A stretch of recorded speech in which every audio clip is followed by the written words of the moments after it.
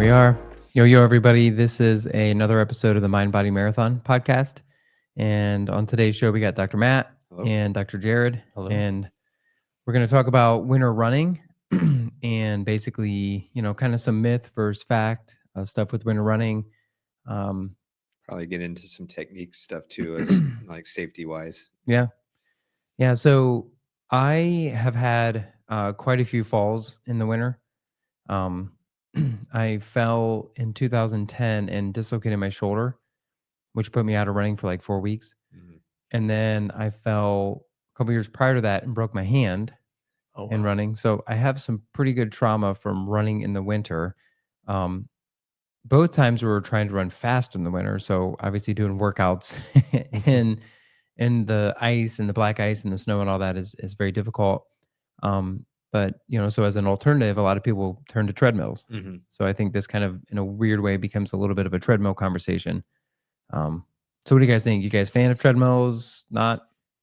I'm not opposed to it. I think there's a time and place for them.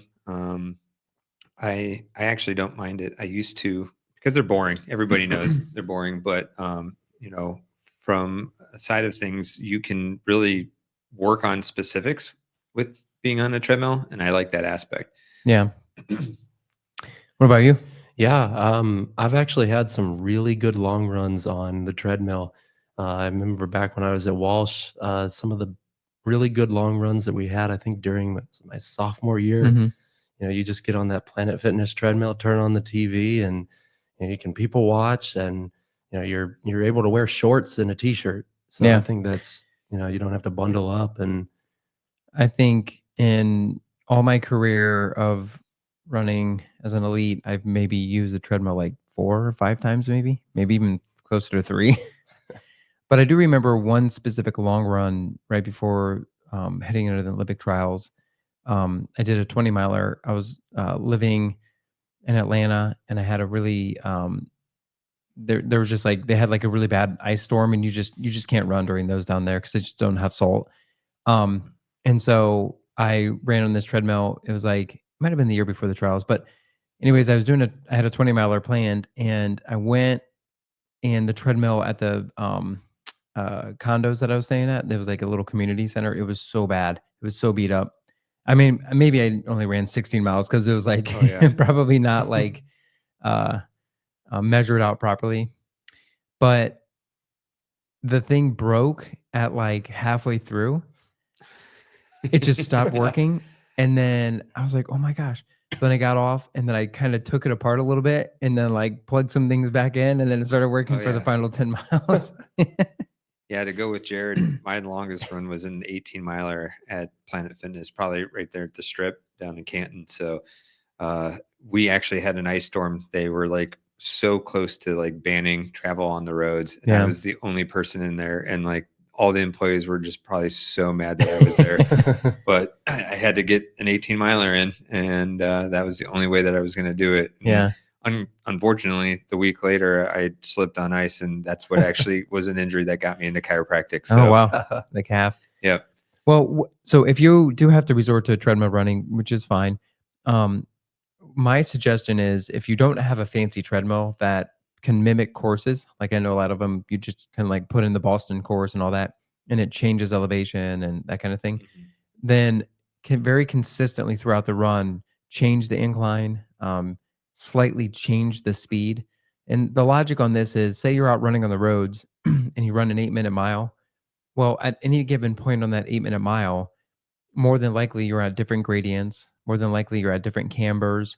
At some point in the mile, you might be running actually 7:30 pace. At some point, you might be running 8:15 pace, but it averages to 8-minute pace. And those oscillations and stride length and pacing and angles is actually what makes it a little bit healthier of a experience. But if you're on the treadmill and you have the same incline and the same speed for a long period of time, that's very demanding on the posterior chain, which is the back, the hamstrings, and the calves. And so many people will flare up their hamstrings on the treadmill because you're essentially just keeping up with the belt in a very consistent way, and that's just not healthy for those fibers. And so be cautious. Just be smart about oscillating incline and speed, and that's easily going to mitigate any major injury you're going to have. And that's something I learned. One of my college teammates, um, he was telling me he was from Alaska, and he was telling me the story that I think one of the Olympians for 84 or 88 Olympics qualified, female qualified for the marathon Olympics for the US, specifically or exclusively training on the treadmill.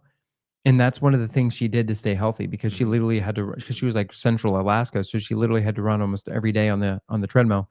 And she obviously competed at a very high level. But what she did was she realized this, and then she made those slight modifications, and that was able to keep her healthy through that cycle. Yeah, So the best way to look at that is if you have a GPS watch, go into your last workout and look at the bar graphs that they show during pace and elevation. It's constantly just it's like a heart rate. It's just up and down, up and down. yeah, It's never consistent. So one of the worst things that you can do on a treadmill is just set it and forget it, because you just flatline, and then you're just using the same muscle every time that you go up in speed a little bit or down in yeah, speed or slight elevation or the angle of the road. You're working slightly different muscle fibers throughout the leg, and that helps not get repetitive injury, uh, overtraining of muscles and stuff like that. yeah, And so I make it a point, literally once every 60 seconds to 90 seconds, I have to hit a button no matter what. And it's just going up one yeah. push of Point a one. button, Yeah, of speed or anything like that. Or in my mind, I try and visualize a course that I've run. Like I've run Akron marathon or half marathon probably like 6 times now. So I literally try and in my brain as I'm running, just to keep me engaged, I'm literally visualizing me running yeah, whatever, 2016 course I think was the last time that I ran it, and I go through the hills and I'll ramp it up like a big hill. yeah. Um, Yeah, this is also the logic with like the reason why like road running, like a road marathon is markedly harder than a trail marathon. And that's just because in a trail marathon, you might be out there longer, but you're not hitting the same muscle groups over and over. So it's actually technically way less demanding. mhm. Even though it might be hillier and a little bit, the terrain is a little rougher and you're using different muscle groups, you won't come out of it as beat up as you would a road marathon, which is requiring you to have, very similar foot strikes. The variance is much less on a flat road surface versus a trail. So that's just food for thought. I got a Proform treadmill just because it was 6 inches wider than most other treadmills, so I could actually start to zigzag a little Oh, bit that's and, cool. and use lateral muscles. I know it's cool when you see like those images of like the Norwegians running on the 4 wide treadmills, and Mhm. they all run. That's pretty crazy stuff. I've even seen a treadmill that now can go like side to side as well as up and down, and it's like a dynamic treadmill. I think, one of the benefits of being on a treadmill is that it keeps you honest to your pace. If Yeah. you're trying to do a progression run, you literally can only run the pace of the treadmill. So, it keeps you honest instead of, Yeah. going out there and just hammering away and then you progress too quickly or, even to, motivate you to get moving a little Yeah. quicker. So, so let's go. Myth or fact is winter running dangerous for the lungs, dangerous for breathing, which a lot of people will say that. I would say it's a myth, but I would personally say it's true because I always get sick in the winter, Yeah. during winter running. But I mean, myth wise, there's not more there's actually less bacterial count Right. and viral count in the air because of the cold. It can't survive. I think it's probably just like probably actually not dressing or dressing too much, and then you just get wet, and then it cools your body temperature down. And then my guess would be is that in itself will tank your Yeah. immune system. What about you? Yeah, I mean, I think that's a myth. I mean, Yeah. I just, you hear it all the time, like, oh, running in the cold, isn't that bad for your lungs? Doesn't that damage your lungs? And I don't think so. Yeah, yeah. Well, I mean, clearly the cold air is a noxious. It can be noxious for the lungs. So you take a deep breath in, and you definitely feel it a little bit more because obviously the airways are trying to warm up the air as it's coming in, so you can utilize the oxygen better. And I think one of the body's reaction is to produce more mucus, and so that's why maybe a lot of people get the perception like they're getting sick from it, but it's just that increased mucus production is really helping warm the airways, Mhm. Mm. and warming, the different, the air that comes in, essentially the turbines, the nose, and all that. And so I agree. I think it's definitely a myth. I think I people. have gotten sick when I was running at a high level for 3 years in a row. I got bronchitis in the winter. So my half marathon and my second fastest marathon, I had bronchitis for both those experiences, Mhm. and I didn't realize the dynamics of the vitamin D. I didn't realize the dynamics of, you need essentially more protein intake because of the increased mucus production. So you want to make sure you're ramping up vitamin D in the winter. You're ramping up your protein intakes. Obviously, hydration is underrated in the winter because you don't really feel like you're sweating as much, but you're breathing out more water because the air is drier. Because obviously the cold air is not evaporating the water as much. So those are all factors to take into consideration. And so I think, and also we get sicker more often, but that's really just because more people are indoors and they're just passing microbes to Mhm. each other just at a much higher rate. And that's really the reason why people just get sicker in the winter more so. And plus also the poor diets and all that. So I think the vitamin D and all this sort of play in a role. So I don't think it has anything to do with the winter running per se, but I think there's just all these other dynamics that give it a bad rap. Mhm. I would agree. I think, I mean, if you look back at a couple previous episodes, myself and Dr. Leo, and we had Zach on as well, we were all kind of under the weather. And actually, around that time, since I was under the weather, I went for a run and it was colder that day. And the cold air actually like caused the swelling in my nasal cavities to go down. So I Yeah. actually breathed better for like almost like 2 days. And then it like Yeah. came back once, that cold air. So I think with like different types of asthma probably affected a little bit, but there are probably also people who like breathe extensively through their mouth. And so by breathing through your nose, you're going to get more of that mucus and it actually will warm the air up Yeah. better. Warms it. Yeah. So, So what is too cold? Geez, I mean, I've heard anything less than 15 degrees is too cold, but I mean, obviously there are people that run the Antarctic marathon in like 0 degrees or whatever. yeah. Way Mm, less, way lower yeah. than zero. Yeah. I think, Yeah. I mean, the question would be, well, what is too low for what specific thing? Like, is it like a lung thing versus muscle thing? Or just like frostbite, Yeah. So I I've gotten frostbite on my ear when I was a kid. When I was in like 6th grade, I didn't want to mess up my hair going to school. So like I never wore hats and I had to, just walk to school every day. And I literally got frostbite on my ear. And I remember I remember how I found out I got frostbite was I couldn't talk on the phone with my girlfriend at the time and it like hurt. And I was like, I don't know what's going on. It hurts tongue too. So, and then I go look in the mirror and I'm like, oh my God, my ear looks terrible. So the school nurse the next day was like, "Dude, you have frostbite. Like, what are you doing?" It was such a weird experience. So I had to go to the doctor. It was a whole crazy thing. Um, and I've had experiences on my cheeks where I'm like, "Wow, that really did get pretty bad." I mean, it like hurt for like a day. And I do remember. So you got to be safe. If obviously if it's single digits in Fahrenheit, um, and definitely close to -10 and beyond -10 in Celsius, you really want to be smart about covering the face. Obviously, wear multiple gloves for the hands, all that sort of stuff, and just make sure you have base layer, everything there. But really be smart about the face, and then maybe even consider wearing like glasses or sunglasses if it's even if obviously if it's so that helps the eyes, helps the cornea.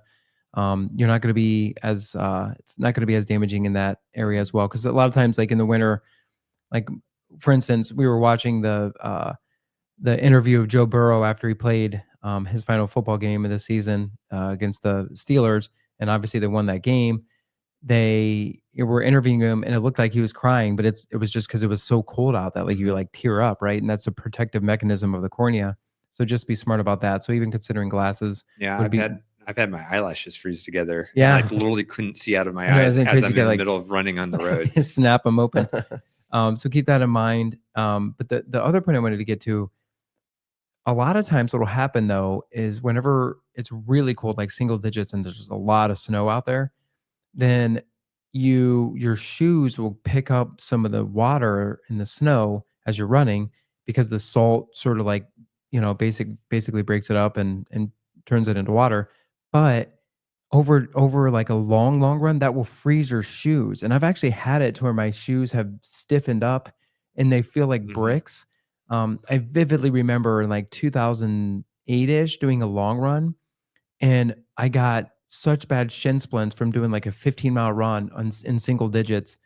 And I had to do it at night because I worked a track meet all day. And that was one of the worst experiences. My shins hurt so bad from that. Yeah, I mean, So keep that in mind. I would guess So, the foam would actually get more dense and yeah. harder, because of that. So, well, I think we should like talk about like how to properly layer, because that's one of the most crucial things when you get into, sub 15-degree temperatures of, what type of layers are there, what type of fabrics and stuff like that. So, Mm. in the winter time, I would definitely start with just like nothing cotton, because it just Yeah. absorbs and holds water. So you're going to be heavier. But what you really want to do in the cold is get the moisture away from your body as quickly as possible, because the heat won't evaporate it very quickly. So you need to use a layer to get it away from you as quickly as possible, because your body's producing heat, but that moisture will cool you down. And that's how people get into hypothermia Yeah. very quickly. So a base layer is not necessarily something to keep you warm. It's just there to literally wick moisture away from you. I've just been reading a lot on backpacking, in the winter, because Yeah. I'm planning a trip. And one of the best technologies of keeping you warm is actually mesh, like Hmm. literally like the 80s, like retro like mesh jerseys and stuff Yeah. like that. They have like new like smart wool ones now, but because it's so light and it has space in between it where the water molecules will Can leak out. can leak Yeah. out, it's just super breathable. Hmm. And I it wonder how can, that feels from a friction standpoint, yeah, like a chafing yeah. friction standpoint. I mean, with some synthetic materials would probably be a little bit softer, but Yeah. yeah, you'd have to worry about like, I mean, especially for like males, if you're super hairy, the hair can get like tangled in it and everything. Yeah. But it's been shown on research on this article that I was reading to be like 30 to 40% more effective of wicking the moisture away than, like whatever the most, like the best synthetic is right now. So keep that in mind, that your base layer isn't there to actually keep you warm. Like Yeah. everybody gets like these really thick like base layers that's actually inhibiting you like more. Yeah. I know a lot of times, pretty much all of my running outfits are like basically 10 to 15 years old. Oh When yeah. I Oh was like yeah. running and I had contracts and I was getting a lot of gear. Um, and it's amazing how long that some of that stuff lasts. But going back to the breathing thing, I wanted to touch base on this point. I know a lot of times in the winter when the wind kind of is directly at your face, you feel like you can't breathe Mhm. and all that. And that also is why a lot of people say it's like, really bad to run in the winter. And I think in those instances, you just got to be smart about like turning your head and just maneuvering your head so you can get the air out, because a lot of times the breath is like or the air is so cold that it like traps your breath in Mhm. and you can't really get a good deep breath. So that's something to consider as well. That's not necessarily a bad thing, and I think you need to specifically avoid winter training because of that. But it's more a matter of that's an example of what we were talking about, needing to warm up the air as it gets into the airway, where you're if the air is coming in too quick when it's cold, like if you're running into the wind, then your brain will like limit how much air is coming in because it's not going to let you take in so much air that's cold. So that's an interesting concept. What about base layers for you? I like to go with just an Under Armour, just a long sleeve Under Armour, um, really skin tight. It should be pretty tight, and then I like to follow it up with like a windbreaker or like a quarter zip, kind of like how I have on right now, and then layer up from there. Yeah. So yeah, and like tights as well. Just like zippered tights that you can find at just like a running store. What about like Vaseline on the face? Have you guys done that at all or anything there? I usually do lips and like around the nostrils a little bit. But other than that, I haven't done on the face. Other areas, chafage areas, yes. I have no experience with that, but what was that thing that the BYU guys did? Didn't they put like olive oil on their skin before going to Yeah, run the that I don't know. nationals? Yeah, Yeah, but I mean, that makes sense. yeah, Just to create another layer, yeah. essentially. That's interesting. That'd be something to look into. Yeah. You know, So, what other winter topics should we hit? types of shoes. So Yak like, tracks and all that. yeah, yak tracks are really, really good. I mean, I don't think anywhere around where we live, I mean, I know people will take old shoes and they'll drill like screws into them, for extra grip.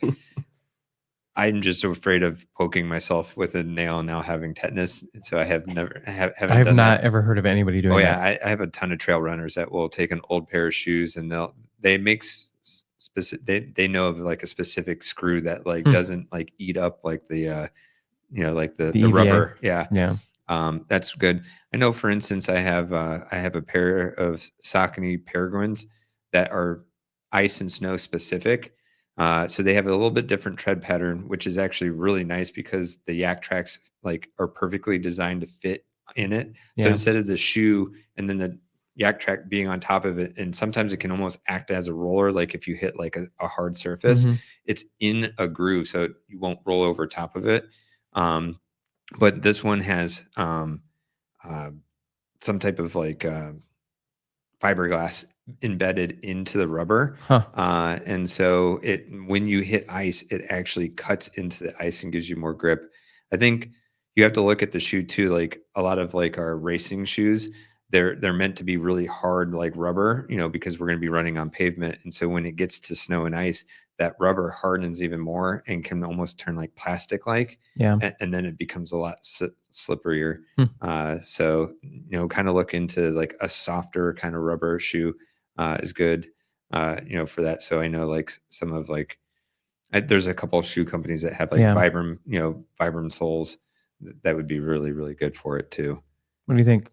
Yeah, I think for me, I actually for Christmas I asked for a shoe, a Nike shoe, the Rifle Fly. You ever heard of the Rifle Fly? Mm-mm. So it kind of reminds me of the Pegasus 35, the kind of that lower profile, kind of that's the same classic like Pegasus waffle pattern. And I was out for a trail run the other day with a buddy, and I was very pleasantly surprised how well it tracked in the snow. Yeah. And having that to just be able to grip the snow, and that wearing a higher stack height shoe in the snow and ice, when it's an unstable surface, to have something where you can really kind of feel where you're at in space, get that proprioception. Yeah. I think that's really important. Yeah. I usually just wear regular shoes, Yeah. which is Yeah. probably why I Okay. always fall. Well, But I think every now and again, if it's a really bad day, I just wear trail shoes. yeah. But what I would say though is I just kind of a creature of habit with running. So I often will make sure, like when I'm driving around my neighborhoods, like I know what roads are really well done Hmm. in terms of like plowed and salted. And then I just kind of keep my loops a little bit more contained and smaller to those safer roads. Yeah. So that's something to keep in mind. And then, something to consider as well, because again, I've obviously had a lot of injuries when I've fallen, but is making sure, like if you watch a basketball game and like somebody goes up for a layup and they get they get a foul, they do not stretch out their arm. That you just kind of want to tuck and just like kind of land on the shoulder or the hip or the back. Those structures can handle so much more pounding and load with falling. So if you're running and then you slip and you kind of have the sense you're going to go down, just do not reach your arm out. Like just kind Yeah. of take it on the torso. That's really important. So a lot of times the knee will get it or the side of the hip, but that's better than breaking your arm, which is an easy thing to just snap in the middle of running. Mhm. So that's definitely, so watch a basketball game. And then when you watch those guys go down, they learn how to fall. Yeah.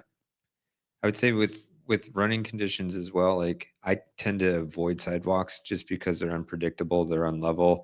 I know there's certain areas in at least Ohio where some of the sidewalks are made from slate and not concrete, and those can just be like like a Hmm. ice skating rink.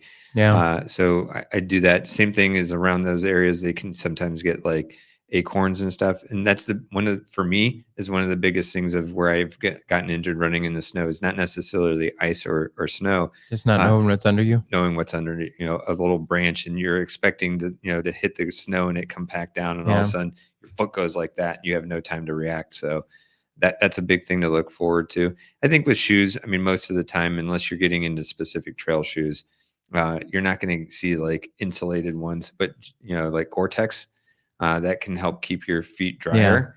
And again, you're just trying to get the moisture away from you. So like running shoes are typically pretty breathable. You're going to be running in snow, or the ground is going to be wet. And it's going to be slopping, Yeah. salt water back to your foot. So having Gore-Tex can sometimes be better. unless you're running through big puddles, because then if water can't get in, it also can't get out. So if you step in a big puddle or you're running where there's a little bit of ice and then you sink into it, it's just going to overfill through the top. Yeah. So I'm not a big fan of Gore-Tex, but having insulated socks, something that's a little bit thicker is going to be like really, really key. So like this time of year, I'm actually mostly running in like hiking socks because they're just so much better at keeping my feet warm. And your feet, is the farthest from the heart. So you're most likely to get, frostbite either in your fingers or your I know, man. your toes. I've had some experiences with that. The hands specifically after races, a lot of times, you still race in a jersey and then with gloves on and stuff, but then you finish the race and like it hurts so bad to get that fresh blood flow back into the hand. So yeah, that's obviously something to keep in mind. So gloves or mittens? Me? Yeah. Both. Yeah. I usually glove and then put a mitt on top. So I double up. Gloves for sure. Yeah. Yeah. I've just recently switched to mittens. They're like a huge game changer. I've had gloves my whole entire life, and welcome to the mitten club. I know. I got a pair. I got a pair from the wife for Christmas. So, but they're great. But they statistically will keep your hands warmer. Yeah, because the ambient air in there. Yep. So, cool. Any other topics? Any other suggestions? I do have one other question. What would you say about someone who might have Raynaud's phenomenon, Raynaud's disease, and running in the cold, and kind of how to mitigate some of that? That's a real thing. Yeah, I think they probably shouldn't. They shouldn't experience themselves. They should move to Florida or Arizona. Yeah.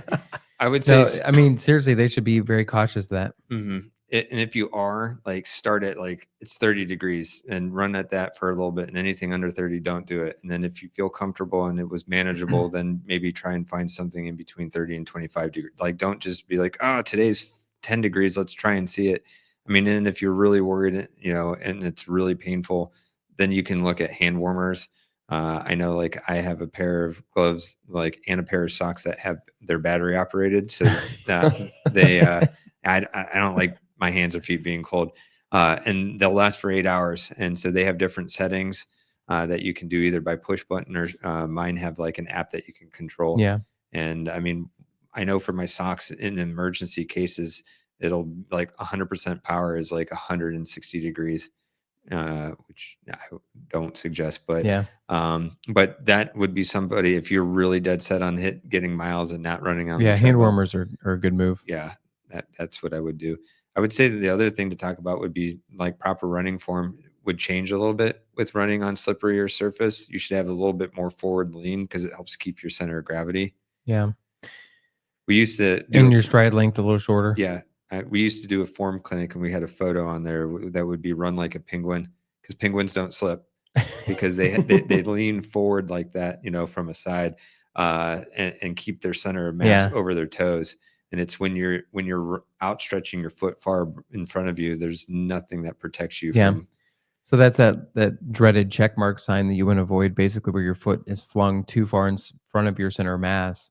And then, so that way when you're landing, your foot is so far in front of your center of mass, it can just slip out. And then that's how you go, your feet out from under you forward. And then downhill, obviously you want to be smart about that, that you're not flinging the foot out too much as well, because then that can start the slipscapade, where you basically are like, whoop, whoop, whoop, whoop, and then you go down. But, so, with that being in mind, that's why I was saying keep the stride length shorter, so that way the foot isn't so kicked forward, landing in front of your center mass. That's a good point. Cool. Yeah. I think we're good. That's a nice little quick show on winter running. Reach out if you have any questions or concerns or any other topics or any other suggestions from this show. We can kind of circle back to some of these topics. So, all right. Thank you. Thank you. Thank you. Dr. Leo here. Be sure to check out my new book, Faster Without Fail, Your Guide to Overcoming Injuries and Running Faster Than Ever. It is now available on Amazon. You could read reviews on the Amazon. You can check out what other people have said about it. But basically, if you want to revolutionize your running form and better understand how to stay injury-free within the sport, this is your guide. Feel free to reach out and let us know what you think of the book. I would love to hear your feedback. But again, please check it out on Amazon. Faster Without Fail. Appreciate it. Dr. Leo here. If you want to catch me in another setting, be sure to check out my YouTube page, Running Rehab, where you will find exercises on how to stay healthy with running, how to improve your running form, and a bunch of other tips and tricks on how to get over common injuries.